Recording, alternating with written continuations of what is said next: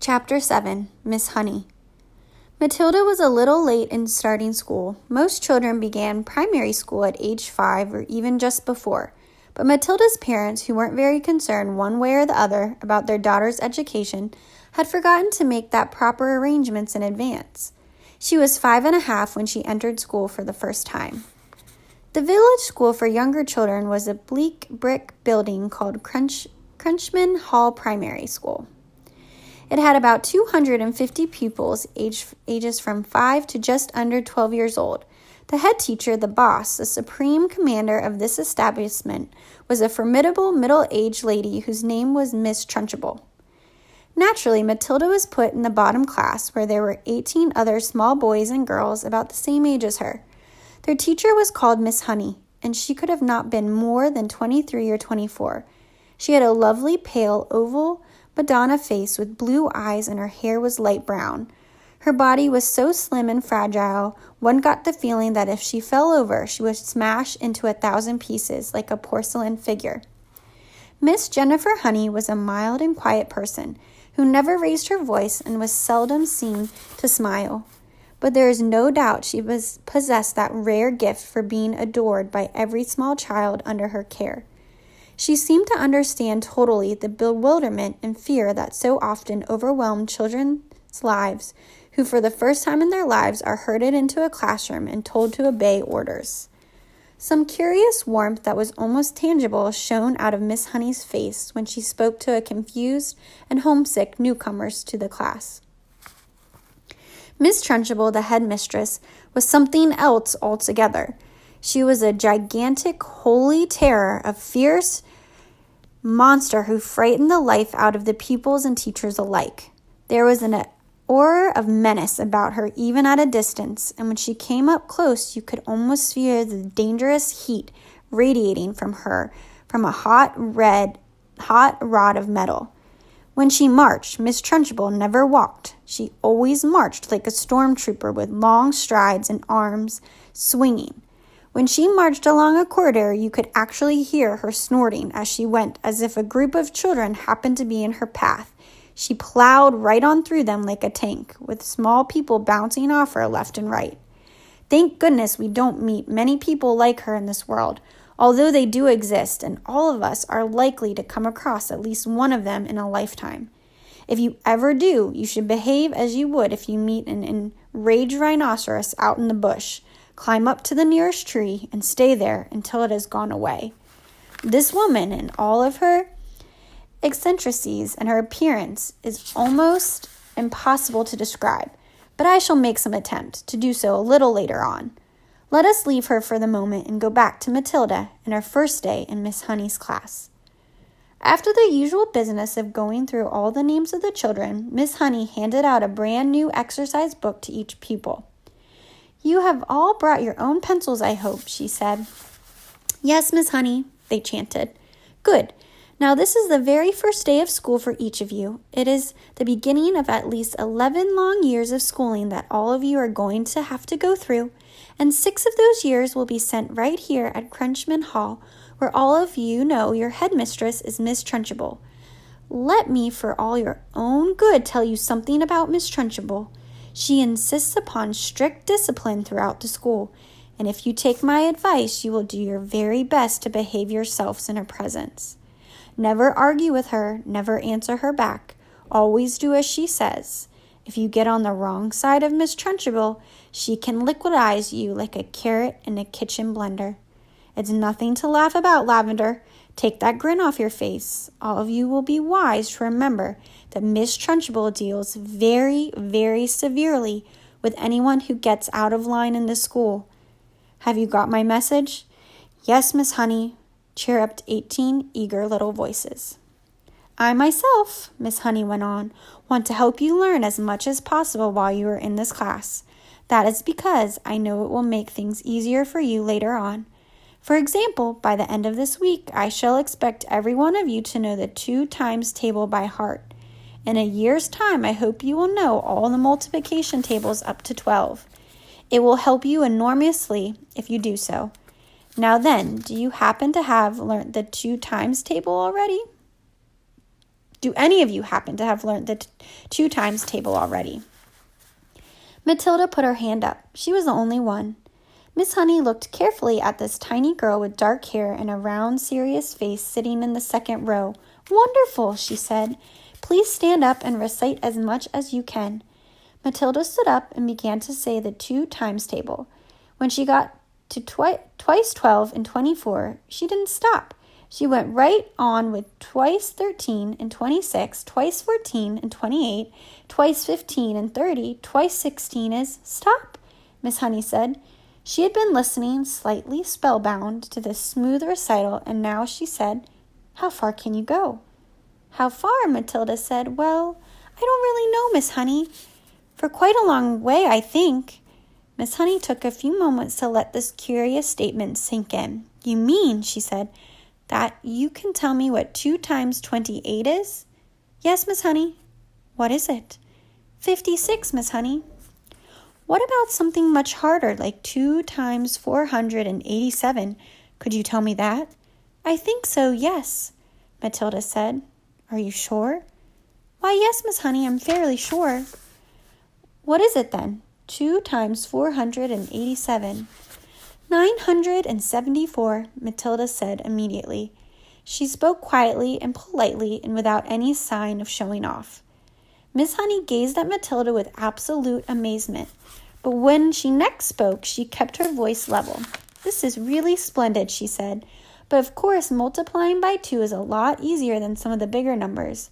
What about other multiplication tables? Do you know any of those?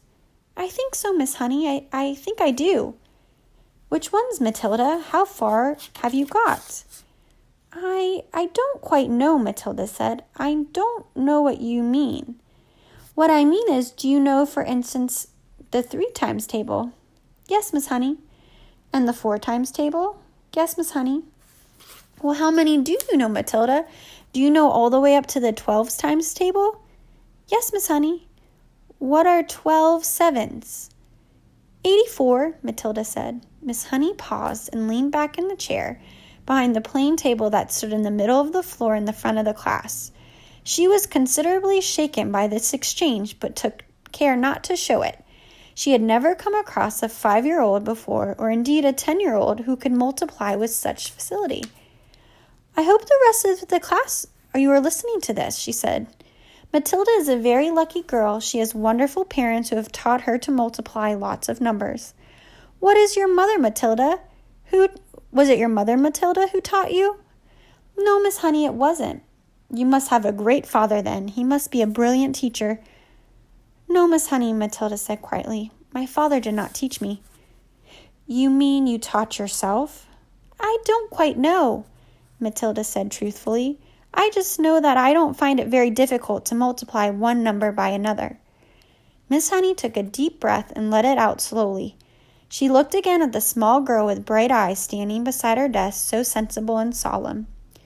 You say you don't find it difficult to multiply one number by another, Miss Honey said. Could you try to explain that a little bit? Oh dear, Matilda said. I'm not really sure. Miss Honey waited. The class was silent, all listening.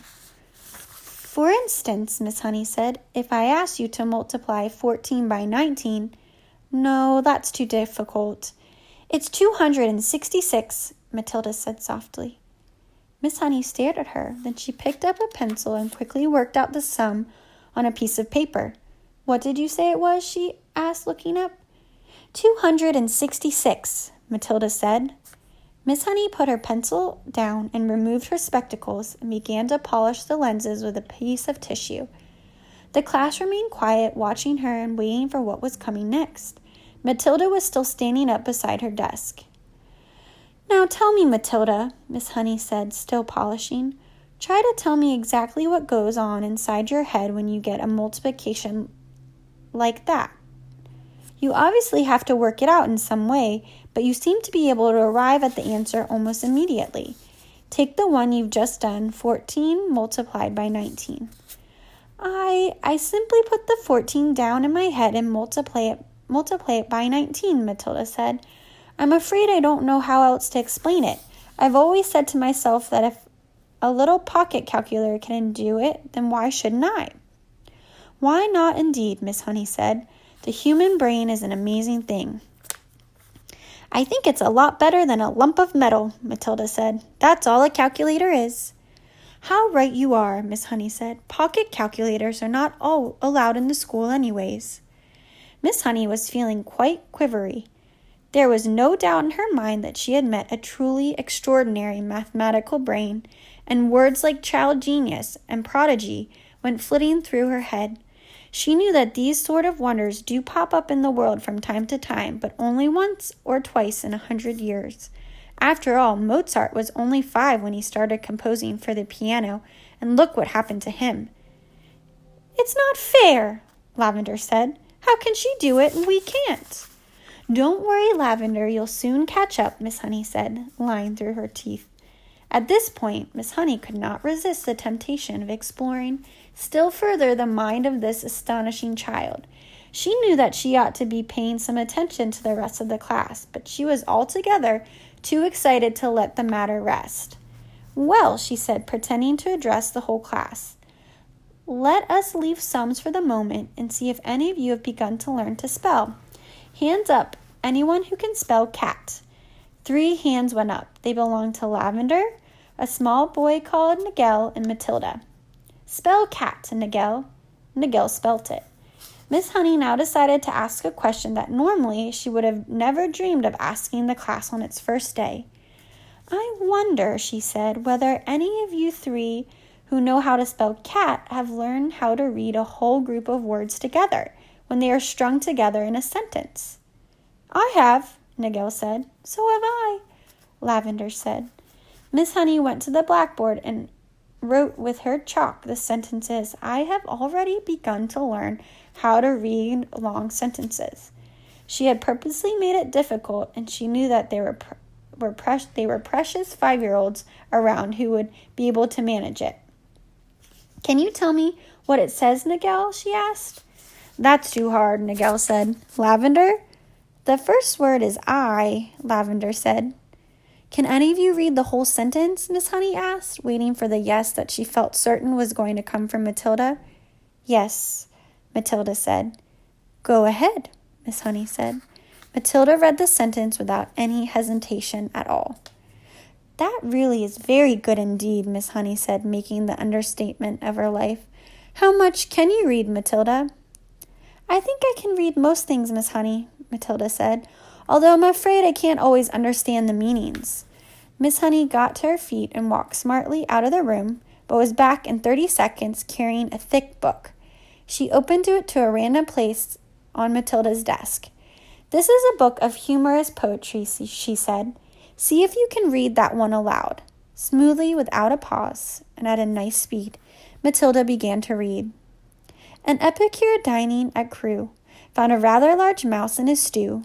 Cried the waiter, don't shout and wave it about, or the rest will be wanting one too. Several children saw the funny side of the rhyme and laughed. Miss Honey said, do you know what an epicure is, Matilda? It is someone who is dainty with his eating, Matilda said. That is correct, Miss Honey said. And do you happen to know what that particular type of poetry is called? It's called a limerick, Matilda said. That's a lovely one. It's so funny. It's a famous one, Miss Honey said, picking up the book and returning to her table in front of the class. A witty limerick is very hard to write, she added. They look easy, but they most certainly are not. I know, Matilda said. I've tried quite a few times, but mine are never as good. You have you? Miss Honey said, more startled than ever. Well, Matilda, I would very much like to hear one of those limericks. You say you have written. Could you try to remember one for us? Well, Matilda said, hesitating, I've actually been trying to make up one about you, Miss Honey, while we have been sitting. About me? Miss Honey cried. Well, we've certainly got to hear that one, haven't we? I don't think I want to say it, Miss Honey. Please tell it, Miss Honey said. I promise I won't mind. I think you will, Miss Honey, because I have to use your first name to make things rhyme, and that's why I don't want to say it.